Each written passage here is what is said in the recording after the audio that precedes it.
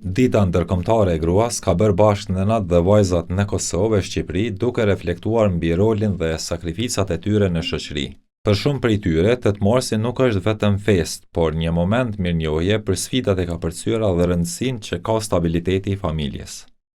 Tani festa 8 marsi për ne në Shqipëri mund ta përkufizojmë me disa gjëra shumë të mira. Festa e gruas 1, festa e nënës 2, festa e një gruaje në familje që sakrifikon gjithë jetën për fëmijët, për familjarët e tjerë. Gjëja më krenare që kam arritur të krijoj një familje të shëndosh, të edukoj 3 fëmijët e mi, edhe një familje të qëndrueshme për momentin. Disa prej tyre ndajnë edhe histori personale për sfidat e jetës dhe krenarim për familjen që e ka ndërtuar.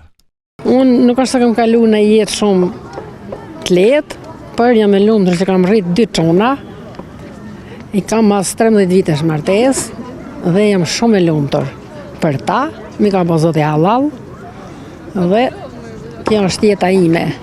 Dhe ju uroj gjithë grave, gjithë nënave që kanë rritë fëmijë e janë nëna shumë të vujtura, si në Kosovë, si në Shqipëri, ju uroj që të kenë jetë sa më të lumtur e më të marë.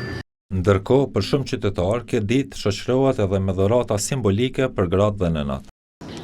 Në kohën e fundit, trendi i luleve është shumë i madh, posaçërisht në Prishtinë. Jo veçan sot festat, posaçërisht në festa ka diçka shumë. Interesi është i mrekullueshëm. Dashuria për gruan, për lirinë e saj, për drejtat e saj, na sot veç po rritet në aromën e luleve, ajo po jep bukuri edhe më shumë.